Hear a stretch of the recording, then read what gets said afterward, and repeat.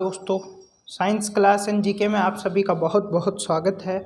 तो मेरे प्यारे दोस्तों, आज अपना जो टॉपिक है वो पहले मैं आपको बता देता हूँ कि डाल्टन नियम एवं रावले के नियम की तुलना की अपन यहाँ पर बात करने वाले हैं। यहाँ पर एवं है, ठीक है। तो डाल्टन नियम एवं रावले के नियम की तुलना की यहाँ पर बात करने वाले हैं। तो सबसे पहली बात है कि डाल्टन नियम है क्या, ये डाल्टन नियम कहाँ पर काम आता है, किस चीज़ के लिए यह लगता है। देखो, रावले नियम के बारे में पिछले 2 या 3 दिन से आप लोग पढ़ रहे हैं, बहुत अच्छे से परिचित हो चुके हैं। लेकिन डाल्टन नियम से अभी भी आप परिचित नहीं हो तो मैं आपको बता देना चाहता हूँ कि ये जो डाल्टन नियम है यह गैसों के मिश्रण के दाब को ज्ञात करने के लिए प्रयोग किया जाता है। यानी डाल्टन का नियम कहाँ काम आता है, जहाँ पर गैसों के मिश्रण का दाब निकालना हो वहाँ पर डाल्टन का नियम काम आता है। तो सबसे पहली बात, ये डाल्टन का नियम क्या है, तो यह तो नहीं बोलेंगे इसको, ठीक है। तो यहाँ पर एक मिनट, तो डाल्टन का नियम क्या है। तो सबसे पहली बात, डाल्टन का नियम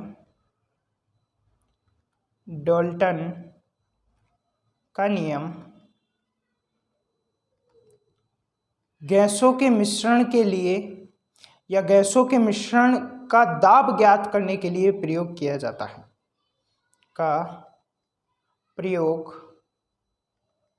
गैसों के मिश्रण का दाब ज्ञात करने के लिए किया जाता है। गैसों के मिश्रण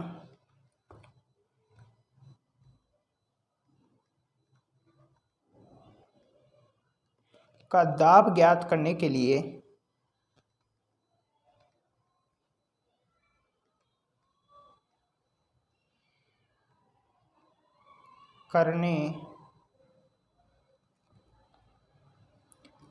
किया जाता है।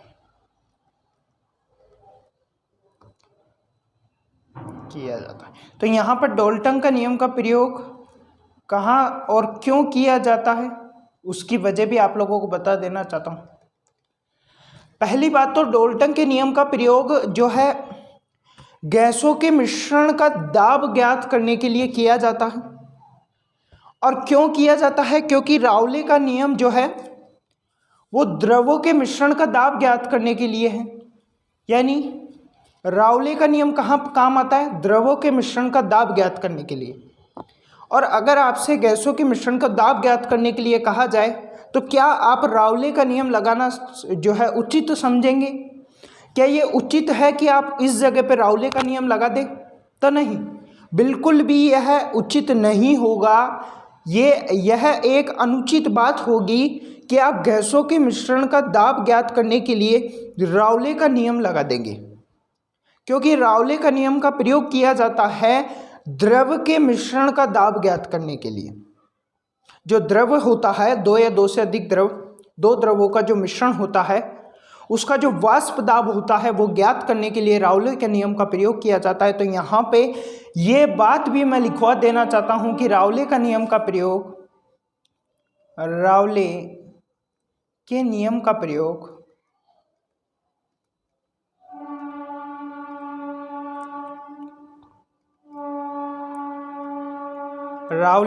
का प्रयोग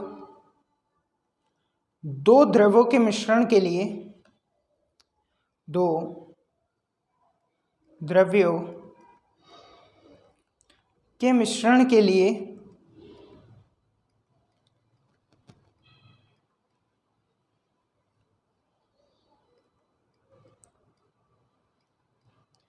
प्रयुक्त होता है। ओके, तो ये जो कहाँ प्रयुक्त होता है रावले का नियम, तो द्रवों के मिश्रण के लिए प्रयुक्त होता है। और इसको जो है ज़्यादा डिटेल में आप लोगों को बताने की ज़रूरत नहीं है, पिछले 2 दिन से आप इसके बारे में चर्चा कर चुके हैं और डिटेल में इसके बारे में मैं आप लोगों को समझा चुका हूँ, ठीक है। तो यहाँ पर अब मैं बात करने वाला हूँ, एक एग्जाम्पल के जरिए इस चीज़ को समझाने का प्रयास करता हूँ। तो ज़रा देखिए, यहाँ पर मेरे पास कोई बीकर है, इस तरह का ये कोई बीकर है और इस बीकर के अंदर नाइट्रोजन और ऑक्सीजन गैस भरी हुई है। मुझे यहाँ पर इसका जो है दाब निकालना है। तो दाब निकालने के लिए मैं कौन से नियम का प्रयोग करूंगा? डाल्टन के नियम का प्रयोग करूंगा या राउले के नियम का प्रयोग करूंगा? तो आप लोगों का जवाब होगा कि नहीं सर, यहां पर डाल्टन के नियम का प्रयोग किया जाएगा। डाल्टन का नियम का प्रयोग यहां पर किया जाएगा। क्यों? क्योंकि गैसों के मिश्रण का दाब निकालने के लिए किसका प्रयोग किया जाता है? डाल्टन के नियम का प्रयोग किया जाता है। अगर यहाँ पर कोई पात्र है और उस पात्र के अंदर आप लोग देख पाएंगे कि कोई द्रव्य भरा हुआ है। क्या भरा हुआ है? द्रव्य भरा हुआ है। ठीक है, ये द्रव्य इस पात्र के अंदर भरा हुआ है और ये इसकी वाष्प आपको देखने को मिल जाएगी। ठीक है, कौन सा द्रव्य यहाँ पर है? तो ये जो है बेंजीन प्लस टॉल्विन हो सकता है। आप बेंजीन प्लस टॉल्विन का मिश्रण, ये है टॉल्विन का मिश्रण यहाँ पर देखने को मिलता है। ठीक है, इस मिश्रण में आप जरा देखिए, अगर मैं यहाँ पर बात करूँ तो ये नीचे द्रव्य है और ऊपर क्या है? तो ऊपर हमारे पास वाष्प है और वाष्प भी एक तरह से गैस ही होती है। वाष्प भी एक ही तरह से गैस ही होती है। ठीक है, तो यहाँ पर मैं अगर आप लोगों को इस चीज़ को समझाना चाहूँ कि यहाँ पर कौन कौन से नियम लग सकते हैं, तो दोनों नियम, डाल्टन का नियम और राउले का नियम, दोनों नियम यहाँ पर लग सकते हैं। सर कैसे? ज़रा इसको डिटेल में जो है एक्सप्लेन करें तो वो भी आप लोग देख लीजिए। यहाँ पर जो है अगर मुझे द्रव्य का वाष्प दाब निकालना है तो उसके लिए तो मुझे राउले का नियम ही प्रयोग करना होगा। द्रव्य का दाब निकालना चाहूँ तो राउले, दो द्रव्यों के मिश्रण के लिए तो राउले का नियम ही प्रयोग होगा। और अगर आप देखना चाहो तो यहाँ पर क्या वाष्प बन रही है? बिल्कुल बन रही है। ये वाष्प आपको दिख रही है, ये वाष्प बन रही है। वाष्प भी एक तरह से गैस है, तो यहाँ पर गैस का अगर मुझे दाब निकालना है तो उसके लिए मुझे डाल्टन का नियम प्रयोग करना होगा। तो इस तरह के मिश्रण के लिए यहाँ पर कौन कौन से नियम का प्रयोग होगा? तो यहाँ पर पहला नियम तो राउले का नियम लगेगा। राउले का नियम लगेगा कि नहीं लगेगा? बिल्कुल लगेगा। ठीक है, दूसरा अगर मैं यहाँ पर लगाना चाहूँ तो डाल्टन का नियम भी यहाँ पर भली भांति लग जाएगा और उसकी जो वजह है वो मैंने बता दी। डाल्टन का नियम भी यहाँ पर लग जाएगा। ओके, चलिए, तो दोनों नियम यहाँ पर आपको लगते हुए दिखाई देंगे। ठीक है, अब जरा मैं इसके बारे में कुछ और जो है आपको जानकारी दे देना चाहता हूँ, जो कि क्वेश्चन सॉल्व करने में बहुत ज़्यादा इम्पोर्टेंट या बहुत ज़्यादा रोल इनका रहने वाला है। जरा क्या है, तो एक बात यहाँ पे ध्यान रखना, अगर यहाँ पे जो है आपको गैस है, चूंकि यहाँ पर ऊपर क्या रहेगी? गैस या वाष्प आप कह सकते हो इसको, वाष्प को गैस भी कह सकते हो, एक ही बात है। ठीक है, वाष्प भी तो एक तरह की गैस ही है ना, कुछ स्पेशल थोड़ी ना है, तो उसको एक ही बात, आप गैस कह लो वाष्प कह लो, तो एक ही बात है। ठीक है, अगर मैं यहाँ पर द्रव की बात करना चाहूँ तो आपको यहाँ पर क्या मिलेगा? द्रव का मोल भिन्न मिलेगा। यानी अगर मैं द्रव्य एक, यहाँ पर कौन कौन से द्रव्य ए, द्रव्य बी मिलाए गए हैं। अगर मैं यहाँ पर मोल भिन्न की बात करूँ तो द्रव्य ए का मोल भिन्न XA होगा और द्रव्य बी का मोल भिन्न XB होगा। तो यहाँ पर जो वाष्प बनी है वो किसकी बनी है? द्रव्य ए तथा द्रव्य बी की वाष्प बनी है। तो यहाँ पर वाष्प के भी मोल भिन्न होंगे और जो वाष्प या गैस की जो मोल भिन्न है वो कौन से होंगे? तो उसको अलग से मैं प्रदर्शित कर देना चाहता हूँ, YA, यानी द्रव्य ए की गैस या वाष्प के मोल भिन्न और YB द्रव्य बी या द्रव्य बी के गैस की या वाष्प की मोल भिन्न। ठीक है, तो इस तरह यहाँ पर ये जो आपके सामने है XA XB, ये क्या है? द्रव के मोल भिन्न, और इस तरह जो YA YB आपके सामने है ये गैस के मोल भिन्न है। ठीक है, तो ये चीज़ आपको ध्यान रखनी है, क्वेश्चन सॉल्व करने के लिए बहुत ज़्यादा इम्पोर्टेंट हो चुकी है आजकल जो है, इससे क्वेश्चन बनते आपको दिखाई देंगे। एग्जाम में भी हो सकता है इससे रिलेटेड कोई क्वेश्चन आपको मिल जाए। ठीक है, उसके बाद मैं यहाँ पर बात करना चाहूँगा कि जो डाल्टन का नियम है उसके आधार पर आप जो है टोटल प्रेशर अगर आप निकालना चाहोगे, टोटल प्रेशर ऑफ गैस अगर आप निकालना चाहोगे डाल्टन के नियम से, ठीक है, डाल्टन के नियम से टोटल प्रेशर अगर आप या गैस का जो दाब है वो अगर आप निकालना चाहते हो तो उसको निकालने का एक सूत्र है, वो क्या है? तो pressure of gas is equals to P total यानी टोटल प्रेशर एंड मोल बिन। मोल बिन किसके लिए जा रहे हैं? तो मोल बिन यहाँ पर ध्यान रखना गैसों के लिए जा रहे हैं, मोल बिन गैसों के लिए जा रहे हैं, यह आप लोगों को ध्यान रखना है। तो ये एक सूत्र है डाल्टन के नियम के आधार पर जिसके माध्यम से आप प्रेशर ऑफ गैस निकाल सकते हैं। यहाँ पर मोल भिन्न है और यहाँ पर जो है अलग अलग प्रकार की गैसों के दाब होंगे। अगर आपने एक ही गैस नहीं ली, अलग अलग प्रकार की गैस मिलाई है, जैसे मैंने पिछले एग्जाम्पल में नाइट्रोजन ऑक्सीजन की गैस को एक पात्र में लिया था, तो अलग अलग गैस है तो उन अलग अलग गैसों का वाष्प दाब भी आपको अलग अलग देखने को मिल जाएगा। यानी यहाँ पर आप पर्सनली किसी गैस का आंशिक वाष्प दाब भी निकाल सकते हो। तो उसका जो फॉर्मूला है वो क्या है? तो उसका पर्सनली फॉर्मूला यहाँ पर देखने को मिल जाता है।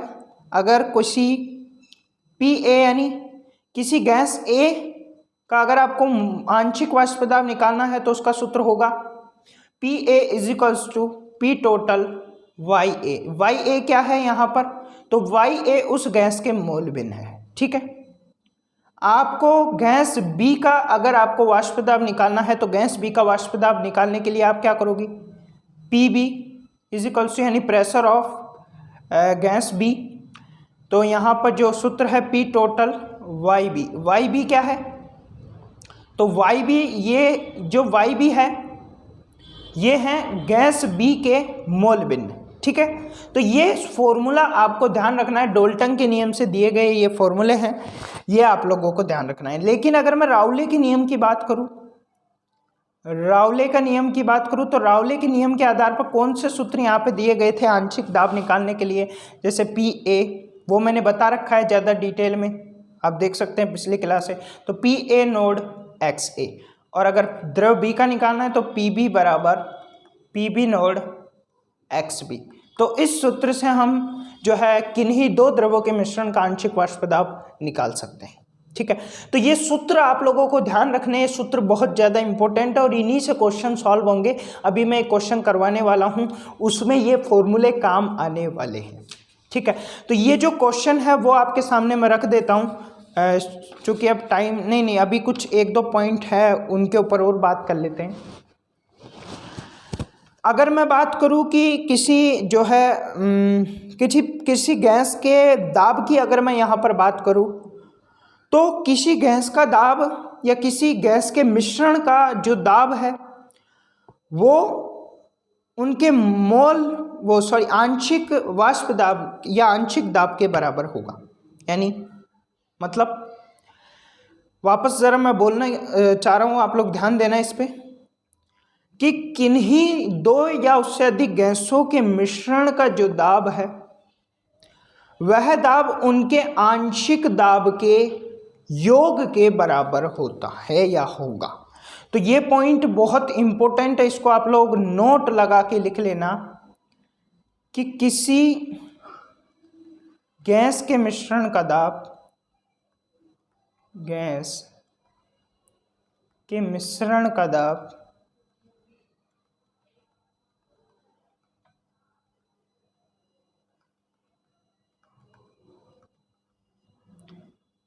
उन गैसों के आंशिक दाब के योग के बराबर होगा। आंशिक दाब के योग के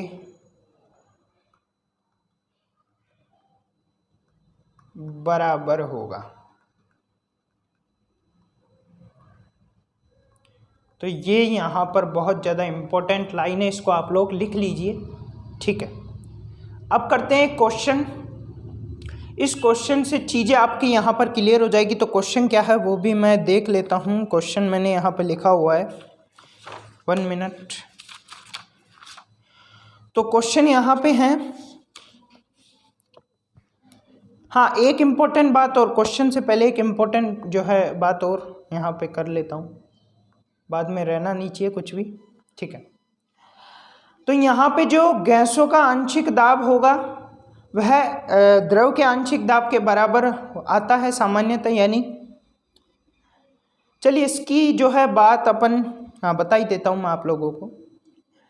यहाँ पर जो Pa गैस है, यानी कोई पात्र है और इस पात्र के अंदर जो है आपको ये देख लीजिए द्रव्य भरा हुआ है। ये मिश्रण है द्रव्य A प्लस B का एक मिश्रण है और इस मिश्रण में यहाँ पर गैसें बनी हुई है या वाष्प बनी हुई है इस मिश्रण की।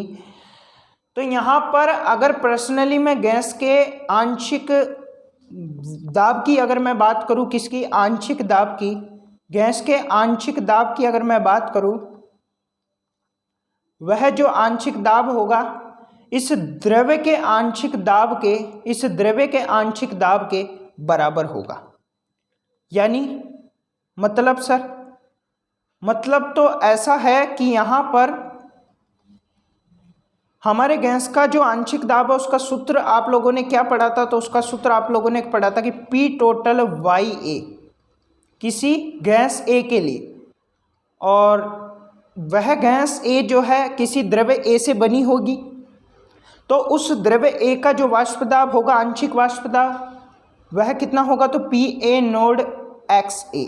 तो इस तरह आपको पता चलता है कि द्रव्य का जो आंशिक दाब है वह गैस के आंशिक दाब के बराबर होगा। तो इसी तरह एक और सूत्र द्रव्य B और गैस B के लिए यहाँ पर लिया गया था कि P टोटल XB इजिकल्स YB होगा, यहाँ पे YB, ठीक है, YB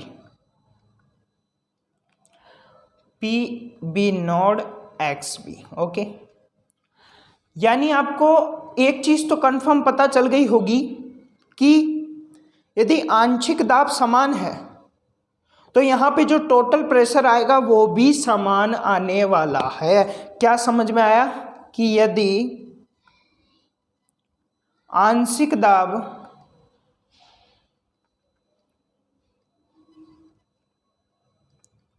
समान है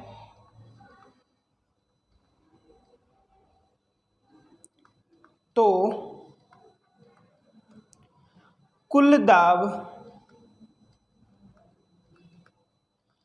भी समान आने वाला है।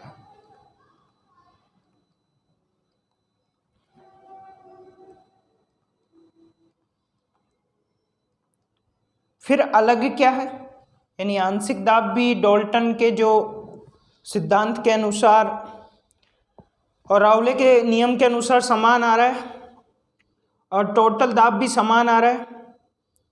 तो फिर सर अलग क्या है, तो अलग यहाँ पे सूत्र है। क्या है, सूत्र, यानी जो आंसर आपके पास आएगा वो तो जो है आपको समान मिलेगा, लेकिन अलग यहाँ पे सूत्र आपको मिलने वाला है। और एक और चीज़ आपको यहाँ पे अलग मिलने वाली है, अलग मिल सकती है, मिलने वाली है, क्या कि वाष्प के जो मोल भिन्न होंगे वो द्रव के मोल भिन्न से अलग मिलेंगे या गैस के मोल भिन्न द्रव के मोल भिन्न से अलग मिलेंगे। ये भी आप लोगों को ध्यान में रखना है।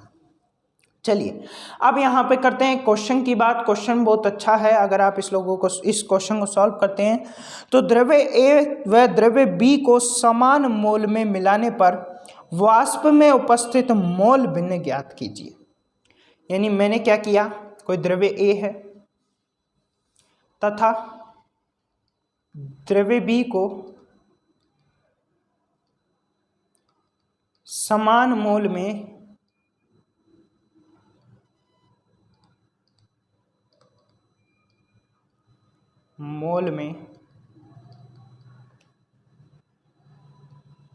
मिलाने पर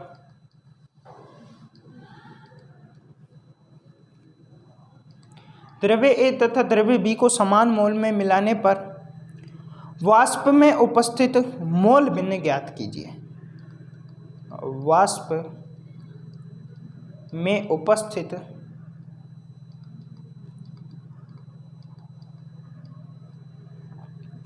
मोल भिन्न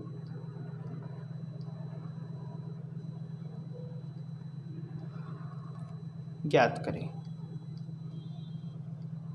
देखो आप लोगों से केवल कहा गया है कि मैंने द्रव्य A तथा द्रव्य B को समान मात्रा में मिलाया है और आप लोगों से कह दिया कि यहाँ पे जो वाष्प बनेगी या गैस बनेगी उसका मोल भिन्न निकाल के बताइए। और साथ में आप लोगों को यहाँ पे जो है एक मान यहाँ पे दिया हुआ है, देखता हूँ मैं एक मिनट मान क्या क्या आप लोगों को दिए हुए हैं। तो यहाँ पर आप लोगों को जो है एक मान जरा दिया हुआ है, यहाँ ब्रैकेट में लिख लेना, इसी क्वेश्चन का पार्ट है। PA यानी ए का वांछिक वाष्प दाब, PA नोड और PB नोड यहाँ पर दिया हुआ है। तो क्या क्या दिए हुए हैं, PA नोड तो 200 दिया हुआ है, 200 mm, और PB नोड आपको 100 mm दिया हुआ है। ओके ठीक है, क्वेश्चन यहाँ पे कंप्लीट होता है। अब आप लोगों को इसको सॉल्व करना है, तो कैसे सॉल्व करेंगे? तो यहाँ पे देखो डाल्टन का नियम का भी प्रयोग होगा और रावले के नियम का भी प्रयोग होगा। सबसे पहले इस क्वेश्चन को सॉल्व करने से पहले इस क्वेश्चन को समझना बहुत ज़रूरी है, तभी ये क्वेश्चन सॉल्व होगा। क्वेश्चन में कह रहा है कि मैंने द्रव्य B को जो है समान मोल में मिलाया, यानी Na बराबर है Nb के, यानी मेरा जो मिश्रण में XA द्रव्य A के मोल भिन्न होंगे तथा XB द्रव्य B का मोल भिन्न होगा, वो समान होगा, यानी इसका जो टोटल मान आएगा वो 0.5 आएगा। कितना आएगा? 0.5। जब किन्हीं दो द्रव्यों को समान मोल में मिलाया जाता है तो उनके जो मोल भिन्न होते हैं उसका मान 0.5 आता है। कितना आता है? 0.5 आता है। ठीक है, चलिए अब आप लोग आंशिक दाब निकाल सकते हैं आसानी से, क्योंकि आपके पास मोल भिन्न दिया हुआ है और जो शुद्ध अवस्था में दाब है वो भी दिया हुआ है। तो रावले के नियम से आप आसानी से क्या चीज़ निकाल सकते हैं, यहाँ पे लिख लीजिए ये किसके नियम से आप लोग जो है सॉल्व करना चाह रहे हैं। रावले के नियम से यहाँ पर आप आंशिक दाब निकाल सकते हैं, यानी PA निकाल सकते हैं। कितना? तो PA node XA, PA node कितना है? तो 200 है, 200 मल्टीप्लाई बाय 0.5 यानी 200 मल्टीप्लाई बाय 0.5। चलिए, तो अगर मैं इसको सॉल्व करता हूं तो इसमें जो आंसर आपके सामने आने वाला है वो कितना आएगा? तो ये जो आंसर आने वाला है ये 100 mm आएगा। कितना? 100 mm। ठीक है, अब आपने द्रव्य A का आंशिक दाब निकाल लिया है, द्रव्य B का भी निकाल लेते हैं। तो PB बराबर PB नोड XB, यहाँ पर PB नोड का मान 100 mm दिया हुआ है। PB नोड का मान कितना दिया हो? 100 मल्टीप्लाई बाय 0.5 यानी 50 आपके पास आंसर आने वाला है, 50 mm। अब यहाँ पर आप लोगों के पास आंशिक दाब है तो P टोटल आप लोग निकाल सकते हैं। P टोटल बराबर PA प्लस PB होता है, यानी 100 प्लस 50 बराबर आपके पास 150 आपका आंसर आ जाएगा। ठीक है, रावले के नियम से अपना काम हो चुका है। अब डाल्टन का नियम का यूज करेंगे। डाल्टन का नियम, चलिए डाल्टन के नियम से यूज करके इस क्वेश्चन को सॉल्व कर देंगे पूरा। तो यहाँ पे आपके पास टोटल प्रेशर है, बिल्कुल टोटल प्रेशर आपके पास है। ठीक है, आप लोगों को पता है कि जो गैसों का आंशिक दाब निकालने का फॉर्मूला होता है कि PA बराबर P टोटल YA। ठीक है, यहाँ पर PA जो है आपको दिया हुआ है, बिल्कुल आपने निकाला है, दिया हुआ नहीं है, निकाला है। अभी पीछे आप लोगों ने निकाला था ना, अभी दिखाता हूँ एक मिनट। ये निकाला है ना, PA का मान 100 mm। PA जो द्रव्य A का आंशिक दाब है वो आपने निकाला है कि नहीं?